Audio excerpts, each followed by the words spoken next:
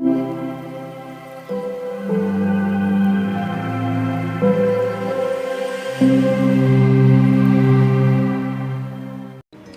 Friends, வணக்கம்.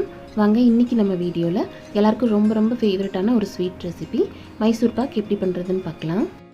இந்த மெத்தடில் ட்ரை பண்ணி பாருங்கள். ரொம்ப ஈஸியாக செஞ்சிடலாம். புதுசாக சமைக்கிறவங்க கூட கண்டிப்பாக இந்த மெத்தடில் சூப்பரான மைசூர் பாக் ரெடி பண்ணலாம். ரொம்ப சாஃப்டாக இருக்கும். இதில் இனிப்பு நெய் எல்லாமே அளவாக தான் யூஸ் பண்ணி செய்ய போகிறோம். அதனால சாப்பிட்றதுக்கும் ரொம்ப சூப்பராக இருக்கும், திகட்டாது. புதுசாக செய்கிறவங்க கண்டிப்பாக இதே மெத்தடில் ட்ரை பண்ணி பாருங்கள். ரொம்ப பர்ஃபெக்டான மைசூர் பாக் ரெடி பண்ணிடலாம். இது வரைக்கும் ஸ்வீட்டே செய்யாதவங்க கூட சூப்பரான மைசூர் பாக் ரெடி பண்ணலாம். இப்போ நம்ம இதை எப்படி பண்ணுறதுன்னு பார்க்கலாம். இப்போ இதுக்கு 1 கப் அளவுக்கு கடலை மாவு எடுத்துக்கலாம். அதே கப்பில் 1 கப் அளவுக்கு சர்க்கரை எடுத்துக்கலாம். அளவு எல்லாமே ஒரே கப்பில் எடுத்துக்கலாம். அப்போ வந்து நம்மளுக்கு கரெக்டாக வந்துடும். 1 கப் கடலை மாவுக்கு 1.5 கப் அளவுக்கு எண்ணெயும் நெய்யும் தேவைப்படும். நம்ம எண்ணெய் நெய் ரெண்டும் கலந்து 1.5 கப் எடுத்துக்கலாம். அப்படி இல்லைன்னா ஃபுல்லாகவே நெய்லையும் செய்யலாம், அதுவும் சூப்பராக இருக்கும். இல்லை ஃபுல்லாகவே எண்ணெயில் செஞ்சாலும் நல்லாயிருக்கும். நான் வந்து 1 கப் எண்ணெய் 1/2 கப் நெய் அந்த அளவில் எடுத்துருக்கிறேன். இந்த மாதிரி நம்ம செய்யும்போது நெய் வாசனையோடவும் இருக்கும், திகட்டவும் செய்யாது. இதை வந்து நம்ம சூடு பண்ணணும். நம்ம சூடு பண்ணி எடுத்து ஊற்றுறதுக்கு கம்ஃபர்டபுளாக இருக்கிற மாதிரி ஒரு பாத்திரத்தில் நம்ம இதை சூடு பண்ண வச்சிடலாம். நம்ம செய்ய ஆரம்பிக்கும் போது இந்த மாதிரி ஒரு ட்ரேலையோ தட்டிலையோ எண்ணெய் இல்லைன்னா நெய் தடவி வச்சிடலாம். அப்போ தான் நம்ம ரெடி ஆனோடனே எடுத்து கொட்டுறதுக்கு ஈஸியாக இருக்கும். இப்போ எண்ணெயும் நெய்யும் கலந்து வச்சுருக்கிறத நம்ம இன்னொரு ஸ்டவ்வில் வச்சிடலாம். இது வந்து சூடாகட்டும். அதுக்குள்ளே நம்ம கடலை மாவை வறுத்துக்கலாம். ஸ்டவ்வை வந்து சிம்லையும் மீடியம்லையும் மாற்றி வச்சு நம்ம கடலை மாவை நல்லா வறுத்துக்கலாம். கடலை மாவு நல்லா பச்சை வாசம் போகிற வரைக்கும் வறுக்கணும்.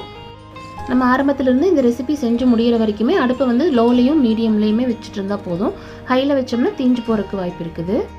இப்போ மாவு நல்லா வறுப்பட்டு பச்சை வாசம் போனதும் இந்த மாதிரி ஒரு சல்லடையில் சேர்த்து மாவை நல்லா சளிச்சு எடுத்துக்கலாம். அப்போ தான் மாவில் வந்து சின்ன கட்டிகள் இருந்தாலும் உடஞ்சிரும். மைசூர் பாக் நல்லா சாஃப்டாக வரும். இந்த அளவுக்கு நல்லா சளிச்சு எடுத்துக்கலாம். இந்த மாவை வந்து எண்ணெய் ஊற்றி கலக்கிறதுக்கு தகுந்த மாதிரி ஒரு பாத்திரத்துக்கு மாற்றிக்கலாம். நம்ம ஏற்கனவே எண்ணெயும் நெய்யும் கலந்து சூடாக வச்சுருக்கிறோம். அதிலிருந்து கொஞ்சம் எடுத்து இந்த மாவை வந்து நல்லா கட்டி இல்லாமல் கரைச்சிக்கலாம். நல்லா செஞ்சு பழக்கப்பட்டவங்க அப்படியே மாவை வந்து சர்க்கரை பாகில் சேர்த்து கலந்துருவாங்க.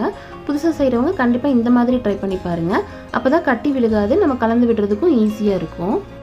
இப்போ மாவை கரைக்கிறதுக்கு ஒரு 1/4 எண்ணெய் தான் நம்மளுக்கு தேவைப்படும். மீதி எண்ணெய் அப்படியே வச்சிடலாம். நம்ம சர்க்கரை பாகு செய்ய ஆரம்பிக்கும் போது திரும்பியும் ஸ்டவ்வில் வச்சு சூடு பண்ண ஆரம்பிச்சுக்கலாம். மாவு வந்து கொஞ்சம் கூட கட்டியே இல்லாமல் இந்த மாதிரி நல்லா கரைச்சி எடுத்துக்கலாம். அப்போ தான் சர்க்கரை பாகில் கொட்டி கிளறதுக்கு நம்மளுக்கு ரொம்ப ஈஸியாக இருக்கும். இப்போ பாகு ரெடி பண்ணிக்கலாம். 1 கப் அளவுக்கு சர்க்கரை சேர்த்துட்டு அதுக்கு வந்து 1/2 கப் அளவுக்கு தண்ணி சேர்த்துக்கலாம்.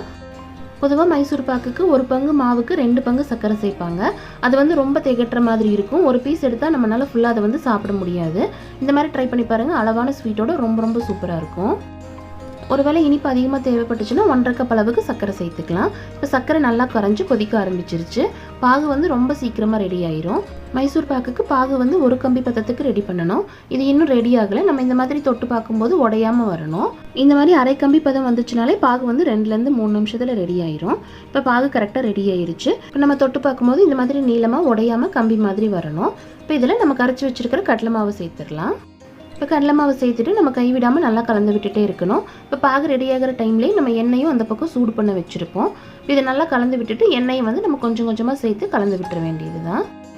எண்ணெயை வந்து நம்ம கொஞ்சமாக சேர்த்து கலந்து விடணும். நம்ம கொஞ்சம் சேர்த்து இந்த மாதிரி கலந்து விடும்போது மாவு வந்து அந்த எண்ணெய் எல்லாத்தையும் இந்த மாதிரி நல்லா இழுத்துக்கும். அதுக்கப்புறம் நம்ம இன்னும் கொஞ்சம் எண்ணெய் சேர்க்கணும். இதே மாதிரி நம்ம சூடு பண்ணி வச்சுருக்கிற எல்லா எண்ணெயும் சேர்த்து கலந்து விடணும். இது வேக ஆரம்பிக்கும் போதே நம்மளுக்கு வந்து நல்லா டிஃப்ரென்ஸ் தெரியும்.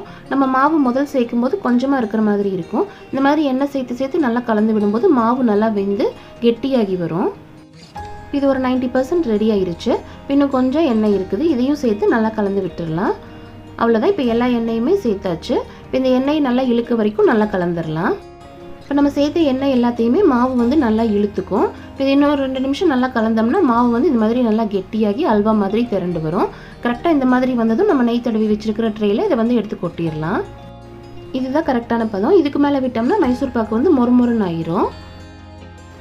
இப்போ ரெடியானதுமே ஸ்டவ் ஆஃப் பண்ணிவிட்டு இதை வந்து நம்ம ஒரு ட்ரேக்கு மாற்றி செட் பண்ணிடலாம். ஸ்டவ் வந்து ஆரம்பத்துலேருந்து கடைசி வரைக்குமே லோ மீடியம்லேயே மாற்றி வச்சு செய்யணும். அப்போ தான் கரெக்டாக வரும். இப்போ இந்த மாதிரி எல்லா பக்கமும் நல்லா ப்ரெஸ் பண்ணி விட்டுட்டு நம்ம கரெக்டாக ஒரு 5 நிமிஷத்தில் பீஸ் போட்டுடணும். ஆறுனதுக்கப்புறம் பீஸ் போட முடியாது. அதனால் கரெக்டாக ஒரு 5 நிமிஷத்தில் நம்ம பீஸ் போட்டுக்கலாம். இந்த மாதிரி ஒரு ஸ்பூனில் நெய் தடவிட்டு நல்லா மேலே சமப்படுத்தி விட்டுடலாம்.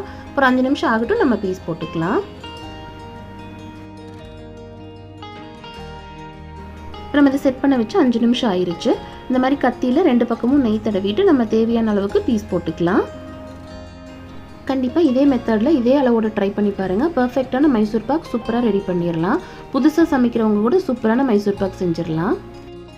பீஸ் போடும்போது கொஞ்சம் பொறுமையாக கத்தியில் எண்ணெயோ நெய்யோ தடவிட்டு நமக்கு தேவையான ஷேப்பில் பீசஸ் போட்டு எடுத்துக்கலாம். இப்போ நம்ம கட் பண்ணி விடும்போது இது நல்லா சூடாக இருக்கும். இது வந்து நல்லா கை பொறுக்கிற அளவுக்கு ஆறுனதுக்கப்புறம் நம்ம இது வந்து தனித்தனியாக பிரித்து எடுத்துக்கலாம். இப்போ பீசஸ் போட்டாச்சு. இது நல்லா ஆறட்டும். இப்போ கொஞ்சம் கூட சூடே இல்லாமல் இது நல்லா ஆறிடுச்சு. இது ஆறுறதுக்கு குறைஞ்சது 1/2 மணி நேரமாவது ஆகும். இந்த மாதிரி ஒரு தட்டில் வந்து நம்ம திருப்பி எடுத்துக்கலாம். இப்போ மேலே இந்த மாதிரி மெதுவாக தட்டி விட்டோம்னாலே போதும். பீசஸ் எல்லாம் தட்டில் அழகாக விழுந்துடும். நான் வந்து ஒரு சின்ன கப்பில் 1 கப் அளவுக்கு கடலை மாவு யூஸ் பண்ணி மைசூர் பாக் ரெடி பண்ணியிருக்கிறேன். அப்ராக்சிமேட்டாக ஒரு 50 கிராம் இருக்கும். அதுக்கே நம்மளுக்கு வந்து ஒரு 14 பீஸ் மைசூர் பாக் கிடச்சிருக்குது. இப்போ மைசூர் பாக்கோட அளவுன்னு பார்த்தோம்னா கண்டிப்பாக 200 கிராமுக்கு மேலே தான் இருக்கும். செய்கிறதுக்கும் ரொம்ப நேரம்லாம் ஆகாது. 15லேருந்து 20 நிமிஷத்துலேயே நம்ம சூப்பராக ரெடி பண்ணிடலாம். பாருங்கள், சூப்பராக நம்மளுக்கு மைசூர் பாக் வந்து ரெடி ஆயிடுச்சு. பீசஸ் எல்லாம் நல்லா எடுக்க வருது. கண்டிப்பாக இதே மாதிரி ட்ரை பண்ணி பாருங்கள். டேஸ்டியான மைசூர் பாக் வீட்லேயே சூப்பராக ரெடி பண்ணிடலாம். கண்டிப்பாக செஞ்சு பார்த்துட்டு எப்படி இருந்துச்சுன்ட்டு கமெண்ட்டில் சொல்லுங்கள். இந்த வீடியோ பிடிச்சிருந்தால் லைக் பண்ணுங்கள். உங்கள் ஃப்ரெண்ட்ஸ் அண்ட் ஃபேமிலிக்கு ஷேர் பண்ணுங்கள். மறக்காமல் நம்ம சேனலை சப்ஸ்கிரைப் பண்ணுங்கள். தேங்க்யூ.